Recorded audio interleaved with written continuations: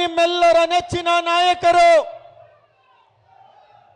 ಕಾಂಗ್ರೆಸ್ ಪಕ್ಷದ ಕಟ್ಟಾಳು ಸಸ್ತಿನ ಸಿಪಾಯಿ trouble shooter ಅನೇಕ ಹೆಸರುಗಳನ್ನ ಹೊಂದಿರುವಂತ ಕಾಂಗ್ರೆಸ್ ಪಕ್ಷವನ್ನು ಸದೃಢವಾಗಿ ಸತತವಾಗಿ ಅಧಿಕಾರಕ್ಕೆ ತರಲಿಕ್ಕೆ ಸತತವಾಗಿ ಕೆಲಸ ಹಗಲು ರಾತ್ರಿ ಕೆಲಸ ಮಾಡಿ ಕೋವಿಡ್ ಸಂದರ್ಭದಲ್ಲಿ 2 ಸಾರಿ ಕೋವಿಡ್ ಬಂದ್ರು. ನಾನು ಯಾಕೆ ಹೇಳ್ತಾ ಇದ್ದೀನಿ ಈ ಮಾತಂದ್ರೆ ಅವರು ಯಶಸ್ವಿಯಾದ 5 ವರ್ಷ ಕೆಪಿಸಿಸಿ ಅಧ್ಯಕ್ಷರಾಗಿ ಪೂರೈಸಿರೋದಕ್ಕೆ ನಾನು ಈ ಮಾತನ್ನ ಹೇಳಿಕೆ ಇಚ್ಛೆ ಪಡ್ತೀನಿ. ಆ ಒಂದು ಸಂದರ್ಭದಲ್ಲಿ ಮನೇಲಿ ಕುತ್ಕೊಂಡ್ರು ಎಲ್ಲ 2 ಮಾರ್ಕ್ಸ್ ಮಾಡ್ಕೊಂಡು.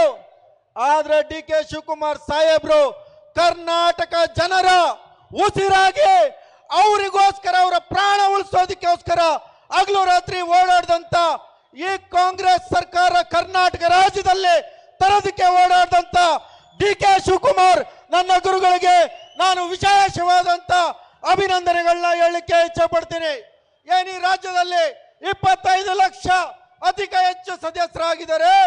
ಅದಕ್ಕೂ ಸಹ ಅವರ ಅತಿಯಾದ ಒಂದು ಕೊಟ್ಟಂತ ಸಹಕಾರದಿಂದ ನಾನು ವಿಶೇಷವಾಗಿ ಕೆಪಿಸಿಸಿ ಅಧ್ಯಕ್ಷರಿಗೆ ಧನ್ಯವಾದಗಳು. ನಮ್ಗೆಲ್ಲರಿಗೂ ಗೊತ್ತಿದೆ ಬಿಜೆಪಿ ಅವರು ಏನು ಹೊಸ ವೋಟರ್ಸ್ ಇದ್ದಾರೆ, ಬಹಳ ದೊಡ್ಡ ಸವಾಲು ನಿಮ್ಗಳ ಮುಂದೆ ಇದೆ. ಹೊಸ ವೋಟರ್ಸಿಗೆ ಯಾವ ರೀತಿ ದಿಕ್ಕನ್ನ ತಪ್ಪಿಸ್ತಾರೆ ಅನ್ನೋದು ತಾವೆಲ್ಲ ನೋಡಿದಿರ. ಆ ಸುಳ್ಳಿನ ವಿಚಾರಗಳು, ಸುಳ್ಳಿನ ಮೇಲೆ ಒಂದು ಏನು ಸರೆಮಾಲೆಗಳನ್ನ ಹೇಳಿ ಸುಳ್ಳು ಹೇಳಿ ದಿಕ್ಕು ತಪ್ಪಿಸುವಂತ ಕೆಲಸವನ್ನ ಕರ್ನಾಟಕ ರಾಜ್ಯದ ಯುವಕರಿಗೆ ಮಾಡ್ತಾ ಇದ್ದಾರೆ. ನಿಮ್ಮ ಮೇಲೆ ನನಗೆ ನಂಬಿಕೆ ಇದೆ. ಯಾಕೆಂದ್ರೆ ಸಾಕಷ್ಟು ಯುವಕರು ತಾವೆಲ್ಲರೂ ಏನೊಂದು ಕಮಿಟಿಲಿ ಆಲ್ರೆಡಿ ಇದ್ದೀರಾ, ಕಳೆದ ಚುನಾವಣೆಯ ಕಮಿಟಿಲಿ ಇದ್ರಿ, ಸಾಕಷ್ಟು ಹೊಸಬ್ರು ಬಂದಿದ್ದೀರಾ. ತಾವೆಲ್ಲರೂ ಸೇರಿ ಆ ಒಂದು ಯುವಕರನ್ನ ಏನ್ ದಾರಿ ತಪ್ಪಿಸುವಂತ ಕೆಲಸ ಮಾಡ್ತಿದ್ದಾರೆ. RSS ಬಿಜೆಪಿ ಅವರು ಅವ್ರಿಗೆ ಸರಿಯಾದ ಉತ್ತರವನ್ನ ಕೊಡಬೇಕಾಗ್ತದೆ. ಲಕ್ಷ್ಮೀ ಹೆಬ್ಬಾಳ್ಕರ್ ಮೇಡಮ್ ಅವರು ಬಂದ ತಕ್ಷಣ ನನಗೆ ಜ್ಞಾಪನ ಬಂತು. ಕೆಲವು ಬಿಜೆಪಿ ನಾಯಕರು ಬಿಜೆಪಿ ಅವ್ರು ಹೇಳ್ತಾರೆ ಗೃಹ ಶೋಭದ ಹಣ ಇನ್ನು ಕೊಟ್ಟಿಲ್ಲ, ಗೃಹಲಕ್ಷ್ಮಿ ಹಣ ಕೊಟ್ಟಿಲ್ಲ ಅಂತ. ಅವರು ಬಂದು ಹಾಸ್ಪಿಟ್ಲಿಂದ ಬಂದ ತಕ್ಷಣ ಪ್ರೆಸ್ ಮೀಟಲ್ಲಿ ಹೇಳಿದ್ರು 3 ತಿಂಗಳದು ಒಟ್ಟಿಗೆ ಕೊಡ್ತೀವಿ ಅಂತ. ಆದ್ರೆ ಇಡೀ ದೇಶ ಜನತೆಗೆ ನರೇಂದ್ರ ಮೋದಿ ಅವರು 15 ಲಕ್ಷ ಕೊಡ್ತೀವಿ ಅಂತ ಹೇಳಿದ್ರು. ಯಾರಿಗಾರ ಕೊಟ್ರ ಸ್ವಾಮಿ? ಬಿಜೆಪಿಯರು ಯಾರ್ದಾರ ಅದ್ರ ಬಗ್ಗೆ ಮಾತಾಡ್ತಾರ? ಅಚ್ಚೇ ದಿನ ಬಗ್ಗೆ ಮಾತಾಡ್ತಾರ? ಬೇಟಿ ಬಚಾವ್ ಬೇಟಿ ಪಡಾವ್ ಅಂತ ಹೇಳ್ತಾರೆ, ಮಾತಾಡ್ತಾರ? ಯಾವುದು ಸಹ ಅವರು ಮಾತಾಡಲ್ಲ.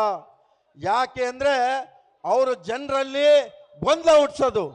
ಬಡವರ ವಿರೋಧಿ ಯಾರಪ್ಪ ಅಂದ್ರೆ ಬಿಜೆಪಿ, ರೈತರ ವಿರೋಧಿ ಯಾರಪ್ಪ ಅಂದ್ರೆ ಬಿಜೆಪಿ, ಯುವಕರ ವಿರೋಧಿ ಯಾರಪ್ಪ ಅಂದ್ರೆ ಬಿಜೆಪಿ. ತಮ್ಗೆಲ್ಲರಿಗೂ ಗೊತ್ತಿದೆ. ಮಹಿಳೆ ವಿರೋಧಿ ಯಾರಪ್ಪ ಅಂದ್ರೇನು ಬಿಜೆಪಿ. ಅವ್ರದ್ದು ಒಂದೇ ಉದ್ದೇಶ, ಕರ್ನಾಟಕ ರಾಜ್ಯದಲ್ಲಿ ಹೆಂಗಾರ ಮಾಡಿ ಈ ಗ್ಯಾರಂಟಿಗಳನ್ನ ಮುಗಿಸ್ಬೇಕು. ಯಾಕೆ ಅಂದ್ರೆ ಕಾಂಗ್ರೆಸ್ ಪಕ್ಷ ಬಡವರ ಪಕ್ಷ, ನುಡಿದಂತೆ ನಡೆದಂತ ಸರ್ಕಾರ ಯಾವ್ದಾರ ಇದ್ರೆ ಅದು ಸಿದ್ದರಾಮಯ್ಯನವರ ಸರ್ಕಾರ ಮತ್ತು ಡಿ ಕೆ ಶಿವಕುಮಾರ್ ಅವರ ಸರ್ಕಾರ ಅಂತ ತಮ್ಗೆಲ್ಲರಿಗೂ ಗೊತ್ತಿದೆ. ಅವರು ಸುಳ್ಳು ಹೇಳೋದ್ ಬಿಟ್ರೆ ಇನ್ನೇನು ಮಾಡಲ್ಲ. ತಾವು ಅವ್ರಿಗೆ ಸರಿಯಾದ ಪಾಠವನ್ನ ಕಳಿಸ್ಬೇಕು. ಮತ್ತೆ ಕೆಲವು ನಾಯಕರುಗಳು, ಬಿಜೆಪಿ ನಾಯಕರುಗಳು ನಮ್ಮ ನಾಯಕರ ಮೇಲೆ ಏನು ಹೇಳಿಕೆಗಳನ್ನ ಕೊಡ್ತಾರೆ. ತಾವು ನಿಜವಾಗ್ಲೂ ಯೂತ್ ಕಾಂಗ್ರೆಸ್ನ ಕಾರ್ಯಕರ್ತ ಆದ್ರೆ ಮುಂದಿನ ದಿನಗಳಲ್ಲಿ ಅಂತ ಏನು ಬೇಜವಾಬ್ದಾರಿ ಹೇಳಿಕೆ ಕೂಡ ಬಿಜೆಪಿ ನಾಯಕರಿಗೆ ಸರಿಯಾದ ಪಾಠವನ್ನ ಕಲಿಸುವಂತ ಕೆಲಸ ತಾವು ಮಾಡಬೇಕಾಗ್ತದೆ. ಅವ್ರು ಎಲ್ಲಿ ಹೋದ್ರು ಅವ್ರಿಗೆ ಕಪ್ಪು ಬಾವುಟ ಪ್ರದರ್ಶನವನ್ನ ಮಾಡಬೇಕು. ಸಮಯ ಸಂದರ್ಭ ಬಂದ್ರೆ ಕೇಸಿಗೆ ಯಾವುದೇ ರೀತಿಯಾದಂತ ತಾವು ಎದುರುಬೇಡ್ರಿ. ಕೇಸು ಇದ್ರೆ ಪಾಲಿಟಿಕ್ಸ್ ಅಲ್ಲಿ ಸ್ಟಾರ್ ಇದ್ದಂಗೆ. ನಾನು ಯಾವುದೋ ಒಂದು ಫಸ್ಟ್ 2010ರಲ್ಲಿ ನಾನೊಂದು ಕೇಸ್ ಮಾಡಿ ಎಲ್ಲ ಕಾಂಗ್ರೆಸ್ ಪಾರ್ಟಿ ಕೆಲವರೆಲ್ಲ ನನ್ನ ವಿರೋಧ ಮಾಡಿದ್ರು. ಅವಾಗ ಡಿ ಕೆ ಸಾಹೇಬ್ರು, ರಾಹುಲ್ ಗಾಂಧಿ ಅವರು ನನಗೆ ಧೈರ್ಯವನ್ನ ತುಂಬಿ ಕೇಸ್ ಇದ್ರೆ ಹೋರಾಟದಲ್ಲಿ ಅದು ಸಹಜ, ಆ ಕೇಸ್ ಇದೆ ಅಂತ ತಾವು ಮನೇಲಿ ಕೂತ್ಕೋಬೇಡ, ಪಕ್ಷ ಕಟ್ಟುವಂತ ಕೆಲಸವನ್ನ ಮಾಡು ಅಂತ ಏನು ಅವ್ರು ಹೇಳಿದ್ರು. ತಮಗೂ ಅಷ್ಟೇ ಸರ್ಕಾರ ಮತ್ತೆ 2028ಕ್ಕೆ ಇಲ್ಲಿ ಮತ್ತೆ ಕಾಂಗ್ರೆಸ್ ಪಕ್ಷ ಅಧಿಕಾರಕ್ಕೆ ಬರುತ್ತೆ. ಅದಕ್ಕೆ ತಾವೆಲ್ಲರೂ ಹಗಲು ರಾತ್ರಿ ದುಡ್ದು ಪಕ್ಷವನ್ನ ಬಲಪಡಿಸುವಂತ ಕೆಲಸ ತಾವೆಲ್ಲರೂ ಮಾಡಬೇಕು. ಇನ್ನೇನು ಹೆಚ್ಚಿಗೆ ಹೇಳೋದಿಲ್ಲ. ತಮ್ಗೆಲ್ಲರಿಗೂ ಗೊತ್ತಿದೆ, ಬಿಜೆಪಿ ಅವ್ರು ಏನಪ್ಪಾ ಅಂದ್ರೆ ಹೆಂಗಾರ ಮಾಡಿ ಸಂವಿಧಾನವನ್ನ ಮುಗಿಸ್ಬೇಕು ಅಂತ ಹೊರಟಿದ್ದಾರೆ. ಭಾರತದ ಸಂವಿಧಾನವನ್ನು ವಿರೋಧಿಸುವವರು ಯಾರಂದ್ರೆ ಅವರು ಭಾರತೀಯರಲ್ಲ. ಈ ಭಾರತದಲ್ಲಿರುವಂತ ಸಂವಿಧಾನನ ವಿರೋಧ ಮಾಡೋರು ಅವರು ಭಾರತೀಯರಲ್ಲ. ಭಾರತೀಯನಾಗಿ ಸಂವಿಧಾನವನ್ನು ವಿರೋಧಿಸರೆ ಅವನೊಬ್ಬ ದೇಶದ್ರೋಹಿ ಅಂತ ಹೇಳಲಿಕ್ಕೆ ಇಚ್ಛೆ ಪಡ್ಬೋದು. ಯಾಕೆಂದ್ರೆ ಯಾವ ಮಟ್ಟಕ್ಕೆ ಅವರು ಈ ಸಂವಿಧಾನವನ್ನ ವಿರೋಧ ಮಾಡ್ತಾರೆ ಅಂತ ತಮ್ಗೆಲ್ಲರಿಗೂ ಗೊತ್ತಿದೆ. ನಾನು ಎರಡೇ ಲೈನ್ ಮಾತೇಳಿ ನನ್ನ ಮಾತನ್ನ ಮುಗಿಸ್ತೀನಿ.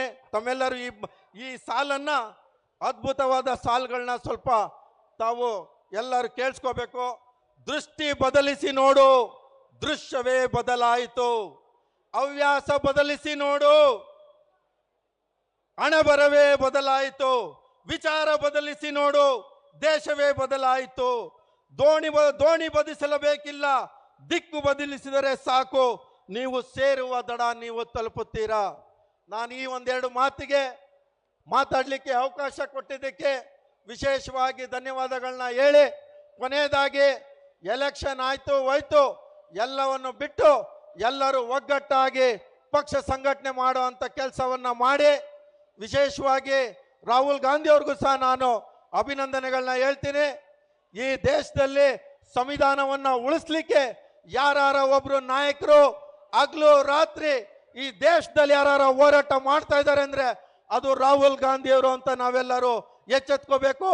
ಮುಂದಿನ ದಿನಗಳಲ್ಲಿ ಏನು ಒಂದು ಖರ್ಗೆ ಸಾಹೇಬ್ರವರ ಅಧ್ಯಕ್ಷತೆಯಲ್ಲಿ ಮತ್ತೆ ಇಲ್ಲಿ ಅಧಿಕಾರಕ್ಕೆ ತಾವು ಸರ್ಕಾರಕ್ಕೆ ಇಲ್ಲಿ ಕಾಂಗ್ರೆಸ್ ಪಕ್ಷವನ್ನ ತರಬೇಕು ಅಂದ್ರೆ ತಾವೆಲ್ಲ ಹೆಚ್ಚಿನ ಕೆಲಸವನ್ನು ಮಾಡಬೇಕು ಅಂತೇಳಿ ನಾನು ಮಾತು ಮುಗಿಸ್ತೀನಿ. ಜೈ ಹಿಂದ್, ಜೈ ಕಾಂಗ್ರೆಸ್ ಪಾರ್ಟಿ.